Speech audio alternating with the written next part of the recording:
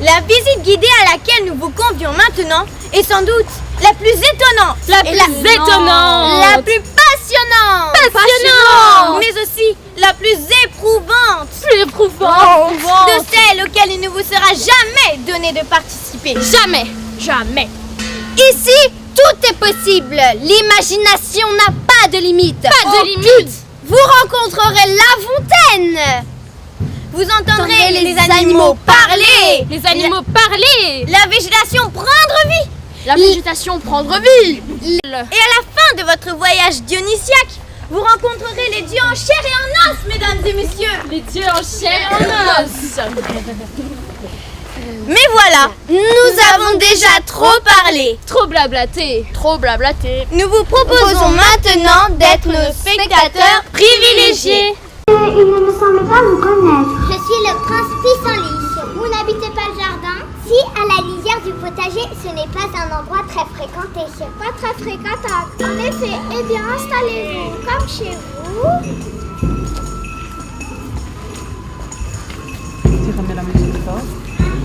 Dehors! Pas de salade à notre grand bucolique! Du soleil, du hérétique, ta seule vue nous rend malades! Retourne à ton arrière-boutique, là-bas derrière la palissade! Et toi qui croyais que les fleurs avaient un cœur! Laisse le fond de ton potager et ne viens plus nous déranger! L'épouvantail avait raison. Nulle part on est aussi bien que chez soi au milieu de siens. De ce pas, vite à la maison! De parasites et de mauvaises graines. Voyons, séchez vos yeux. Voulez-vous que je vous fasse un feu? Un bon feu de paille où crépiteraient ces paroles. Je brûle pour vous, ma chère Carole. Souvenez-vous donc de l'épouvantail. Qui te rend si hardi de troubler mon breuvage? Dis cet animal plein de rage. Tu seras châtié de ta témérité. Sire, répond l'agneau, que votre majesté ne se mette pas en colère, mais plutôt qu'elle considère que je me vois désaltérant dans le courant à plus de 20 pas au-dessous d'elle, et que par conséquent, en aucune façon, je ne puis troubler sa boisson. Tu la troubles. Reprit cette bête. Que lui est-il arrivé? Partons à sa recherche immédiatement.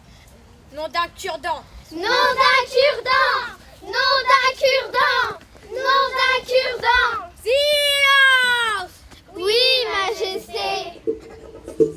SOS, SOS! Prométhée a créé le premier homme et en plus, il a osé lui donner mon feu. Ah, je rage! Ah! Ça sent le roussi. Quand Dieu se met en rogne. Mais non, Hermès! Apollon ne plaisante pas, ça sent vraiment le roussi. Et que peut-il bien y avoir à l'intérieur? Non, j'ai promis, je ne l'ouvrirai pas. Plus j'y songe, plus je m'inquiète. J'en ai perdu le sommeil.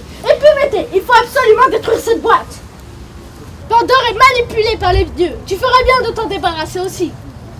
Jamais! Pourquoi Prométhée se méfie-t-il de moi? Suis-je aussi mauvaise qu'elle le dit? Est-ce ma faute si les dieux m'ont si curieuse? Mon crécible boîte! Ça y est! Trop tard! Tous les malheurs du monde sont répandus sur le monde. Nous sommes perdus par la faute d'une femme. Pandore n'est pas coupable, tu l'as dit toi-même. C'était ta pièce des dieux et Pandore l'ignorait. Si comme moi tu lui avais fait confiance, peut-être. Tu as raison, Prométhée, ce n'est pas l'amour qui rend aveugle, mais la haine. Moi qui ai créé l'homme et le protège, j'ai été injuste avec ta femme. Je le...